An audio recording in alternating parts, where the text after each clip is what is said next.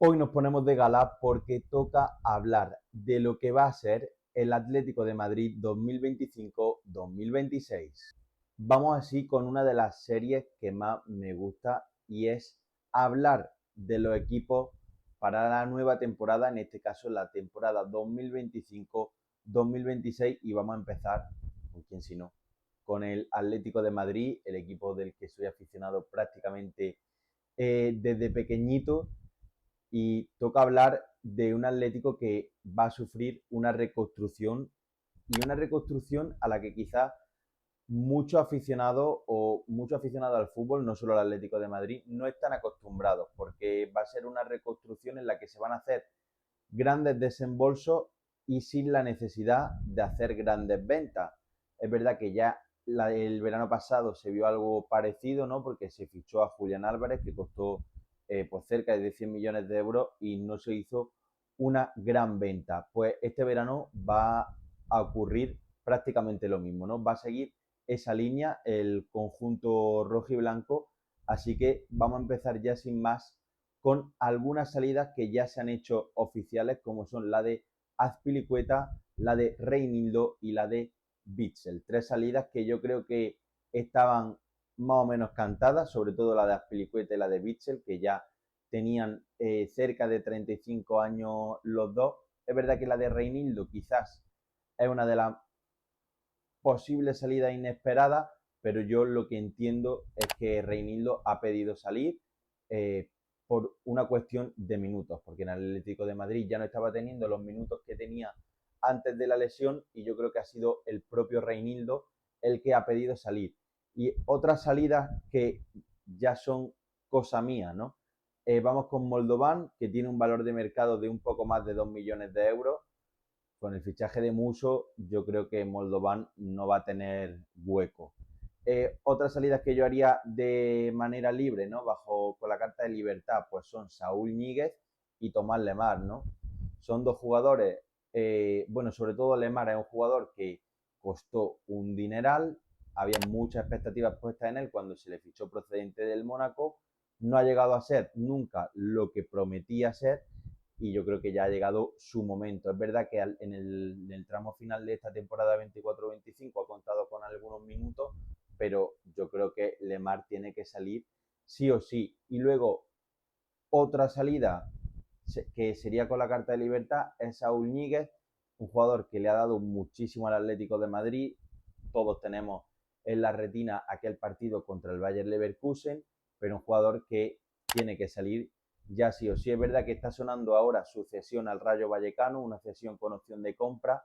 No me parece mala opción, pero yo, si pudiera, si de mí dependiera, le daría la carta de libertad y que él decida dónde irse, que por lo que se ve él prefiere quedarse en Madrid, en la capital de España. Otra salida que también es oficial es la de Rorro Riquelme, hasta donde yo sé se ha ido por el 50% y a cambio de 9 millones de euros. Bueno, no me parece una mala operación del Atlético de Madrid, porque si a Riquelme le va bien en el futuro y, por ejemplo, el Betis lo vende por 100 millones, al tener tú todavía el 50%, pues 50 millones son para ti. Y si por lo que sea Riquelme de repente se convierte en una estrella del fútbol, pues le tienes que comprar solo al Betis el 50%. No me parece una mala estrategia, ya la hizo con Samu Morodium cuando lo vendió al Oporto. Me da pena porque creo que yo veía que Riquelme podía llegar a algo más, pero bueno, creo que también es por una cuestión de minutos y por un fichaje que se ha hecho, del que luego hablaremos. Y otra salida que está prácticamente cantada, de hecho Correa se despidió en su último partido en el Metropolitano, aunque luego el club sacara un comunicado.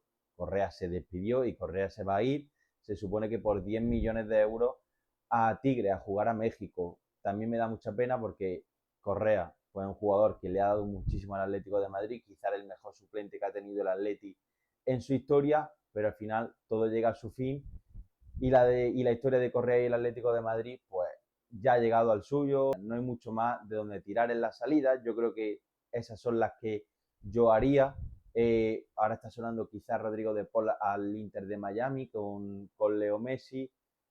Jiménez está siendo tentado por Arabia, pero yo, si no hay necesidad de vender a ese tipo de jugadores, a Rodrigo de Paul, a Jiménez, Yo me quedaría con ellos porque, bueno, tienen su altibajos, como todo en esta vida, pero son dos jugadores que en su prime, por así decirlo, eh, son de los mejores jugadores de la liga. Rodrigo de Paul es verdad que ha tenido momentos muy, muy malos, pero Rodrigo de Paul en su momento más dulce es de los mejores centrocampistas de la liga. Yo creo que ahí no hay ninguna duda. Vamos ya con los fichajes. Hay dos fichajes que ya son oficiales, de hecho se hicieron oficiales antes del desastroso Mundial de Clubes del Atlético de Madrid, que son Muso, que estaba cedido procedente del Atalanta, pues ya se ha ejercido esa opción de compra o se ha negociado ya con el club italiano para que se quede en propiedad en el Atlético de Madrid, y el otro jugador es Clement Lenglet, que llega procedente del Fútbol Club Barcelona. Igual estaba cedido, se negocia con el Barça y se ha comprado creo que por unos 10 millones de euros. No me parecen malos fichajes. Es el de Muso, bueno, pues Muso cuando ha jugado ha rendido medianamente bien para ser un portero suplente. Y Lenglet igual, sobre todo a mí lo que me encandila de Lenglet es la salida de balón. Es verdad que últimamente ha tenido algún problema que otro con esa salida de balón, pero es un jugador que por 10 millones de euros, creo que para fondo de armario, que eso es lo importante, para fondo de armario, no está nada mal. Y ya vamos con fichajes, bueno, con algunos fichajes de mi ojo de director deportivo, que bueno, es nulo. De hecho, seguramente el Atlético de Madrid haga todo lo contrario a lo que yo vaya a hacer hoy, pero bueno, ya estamos acostumbrados en esta serie. El primero, Mourinho, del Alavés. El Atlético de Madrid tiene una opción de compra de 3 millones de euros, lo vendió por 2 al Alavés, pues sería 1 millón más. No sé, a mí es un jugador que me gusta mucho. De hecho, yo siempre lo dije cuando lo vendió el Alavés, yo no lo hubiera vendido nunca porque es un jugador muy joven. De hecho, en el Zaragoza ya lo demostró, puede jugar tanto de defensa central como de lateral diestro, incluso de carrilero diestro, o sea que es un jugador muy polivalente por, por derecha, y es un jugador que, bueno, tengo aquí algunos datos. Esta temporada ha jugado 25 partidos en el Alavés, 88% de pases precisos en campo propio, tiene muy buena salida de balón, algo a lo que Simeone le está dando mucha importancia en los últimos meses. 3,4 recuperaciones por partido, 4,7 despejes por partido y gana más de la mitad de los duelos. No sé, a mí un jugador que me gusta mucho por 3 millones de euros es que, de hecho, se estaba hablando de que lo podía fichar el Atleti por esos 3 millones de euros, que hiciera la pretemporada con el primer equipo, incluso luego venderlo. Es que incluso esa estrategia no estaría mal pensada. Si luego en la pretemporada no vuelve a convencer a Simeone, lo vende por 5 millones y ya le está sacando 2. Entonces, no sé, yo creo que es un fichaje que el Atleti debería de acometer, más por esa cantidad. Habría muchos equipos dispuestos a pagarla. Vamos ya sí que sí con una de las bombas del mercado del Atlético de Madrid, que es el Cuti Romero. Llegaría procedente del Tottenham por unos 55 millones de euros más variables. Esa es la última información que yo he leído, que si no me equivoco se la leía a Mateo Moreto, si no me equivoco. Bueno, estaba sonando mucho Piero Hincapié para esa banda izquierda de la defensa, lateral zurdo, defensa central zurdo. Pero bueno, entiendo que con el fichaje de Ruggeri, del que hablaremos más tarde, entiendo que Piero Hincapié se descarta, y la opción para la defensa es Cuti Romero. Lo decía Miguel Quintana en Twitter cuando eliminaron al Atleti en el Mundial de Clubes. Eh, el Atleti lo que necesita es acompañar a Lenormand, que es un central de lo mejorcito que ha pasado por el Atlético de Madrid, pues necesita un central para acompañar a Robin Lenormand, y creo que el Cuti Romero es perfecto. Vamos también a repasar algunos datos con ese diseño que ya sabéis que me gusta tanto de scouting.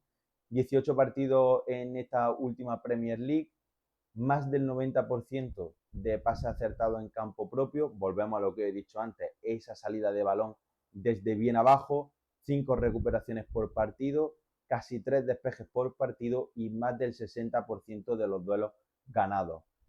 Más sangre argentina, ¿no? Más sangre argentina para el Atlético de Madrid, que se siga sumando gente a ese asadito mecánico del que va a salir Ángel Correa. Así que nada, a mí el Cuti Romero es un fichaje que me gusta mucho. 27 años, que puede parecer que tiene ya 30 y pico por su experiencia, pero no, un defensa que tiene 27 años, que un defensa con 27 años probablemente esté en uno de los mejores momentos de su carrera. Es verdad que no es el caso de Cuti Romero, ha tenido años mejores que este último en Inglaterra, pero yo creo que casa muy bien con la idiosincrasia del Atlético de Madrid. Vamos con, creo, si no me equivoco, además del Lenglet y de Musso, creo que es el único fichaje oficial. No. No. No es el único fichaje oficial del Atlético de Madrid, pero sí el primer fichaje oficial que se hizo, después, ya digo, de Musso y del Lenglet, que no es otro que el de Matteo Ruggeri, que yo creo que esto, vaya, a mí me pilló súper descolocado porque yo apenas había escuchado rumores de este fichaje y de repente, de la noche a la mañana, se hizo oficial el fichaje de Matteo Ruggeri procedente del Atalanta por el Atlético de Madrid a cambio de 18 millones de euros. Y Matteo Ruggeri lo que significa para el Atlético de Madrid es polivalencia en el flanco izquierdo, porque es un jugador que por lo que he estado viendo en el Atalanta puede jugar tanto defensa central zurdo como de lateral zurdo, como incluso de carrilero un poquito más adelantado. Entonces ahí al Atlético de Madrid le va a dar muchas variables para que coloque al resto de jugadores. Es decir, si juegas con el de lateral zurdo, puedes jugar con Gallagher un poquito más adelantado en el puesto de Samuel Lino, y con Alex Baena en la doble punta. O puedes jugar con Ruggeri en el lateral zurdo, Alex Baena en ese puesto de Samuel Lino por banda, pero él entrando un poco más hacia el interior, y una doble punta formada por Sorloth y Julián Álvarez. No sé, creo que es un jugador que le va a dar muchas variables a Simeone en ese flanco izquierdo. Y vamos con algunos datitos: 30 partidos, 3 asistencias en esta última Serie A, tiene muy buen pie, casi el 90% de pases precisos. Encima es un tío que lucha mucho y pelea mucho, por eso es tan bueno en ese lateral zurdo, con más de 4 recuperaciones por partido y el 60% de los duelos ganados. Ya digo, es un jugador además muy jovencito, 22 años, ha sido internacional con la selección italiana sub-21.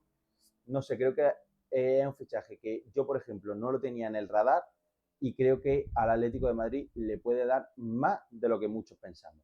Vamos con otro fichaje que para mí está tardando ya demasiado en hacerse oficial, pero si nada se tuerce, es un jugador prácticamente Atlético de Madrid. De hecho, a lo mejor cuando estéis viendo este vídeo se ha hecho oficial ya, que es Johnny Cardoso, que va a llegar por unos 30 millones de euros procedente del Betis. Creo que es un fichaje que el Atlético necesita como el comer, ¿no? Un jugador en ese puesto de 5, porque Coque, sin esta yo creo que va a ser su última temporada en el Atlético de Madrid, y así se le da más libertad a Pablo Barrios, porque todos queremos, yo creo, ver a un Pablo Barrios más como el que se vio en la cantera, ¿no? Un Pablo Barrios más llegador, con ese golpeo tan bueno de balón que tiene, un Pablo Barrios más en la zona de 3/4 que en la zona de creación de jugada. Así que Johnny Cardoso yo creo que es un jugador que el Atlético de Madrid le va a venir como anillo al dedo. Vamos con algunos datos de la última temporada: 28 partidos, 86% de pases precisos, casi 5 recuperaciones por partido, más del 50% de los duelos ganados y más de 2 despejes por partido. No sé si un box to box, pero si no lo es, se le asemeja mucho. Y vamos con la guinda del pastel, que también es oficial. Es que cuando estaba preparando este vídeo todavía no era oficial y se me había olvidado por completo. Alejandro Baena, el almeriense, ya es jugador del Atlético de Madrid de manera oficial. La cifra, el Atlético de Madrid ya sabemos que es especialista en no darla, pero son unos 50 millones de euros. Es que, ¿qué os voy a decir de Alex Baena? ¿Qué os voy a decir? Es un jugador que le gusta mucho jugar por banda izquierda a pie cambiado. Yo tengo mis dudas de si va a jugar en ese puesto de Samulino, ya digo, en vez de tanto en banda como hace el brasileño, pues más tirando hacia el interior, con mucha libertad, ¿no? Como cuando Griezmann ha jugado por esa zona. Pero yo, sinceramente, luego lo veremos en el 11, creo que va a jugar más en una doble punta formada ya sea con Julián Álvarez o con Sorloth.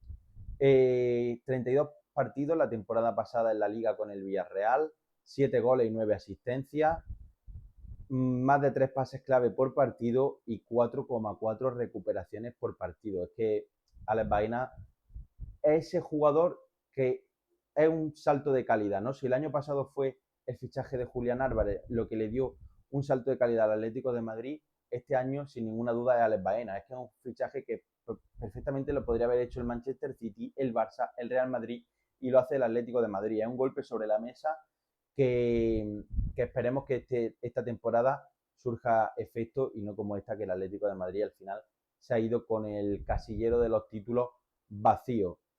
Tengo muchas ganas de verlo, ya es que también lo vemos prácticamente en todas las convocatorias de la selección española, entonces tampoco vamos a descubrir aquí la pólvora, pero es un fichaje que tengo muchas ganas de ver y también tengo muchas ganas de ver dónde lo va a colocar Simeone.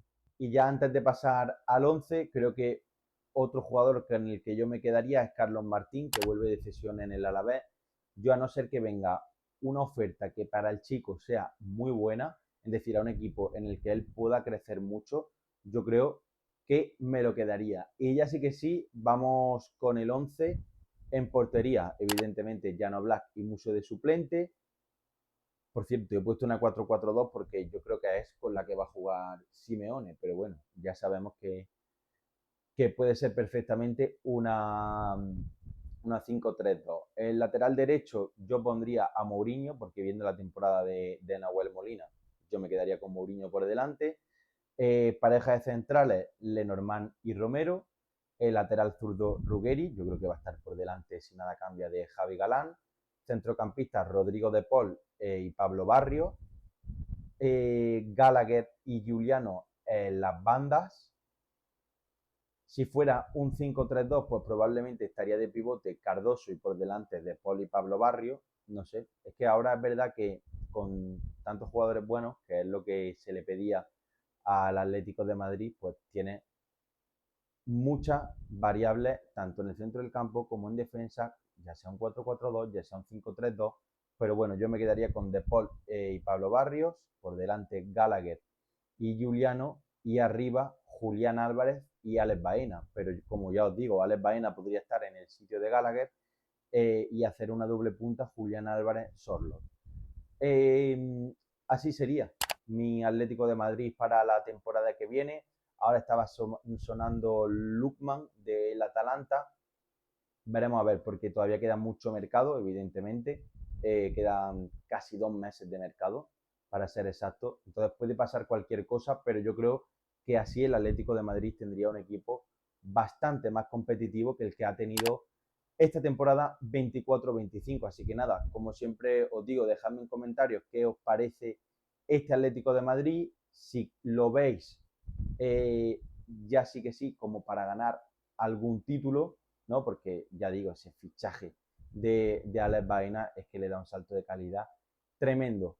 En definitiva, que me dejéis en comentarios cómo veis a este Atlético de Madrid para la 25-26 y si creéis que todavía le falta algo. Y nos vemos, como siempre, en el próximo vídeo.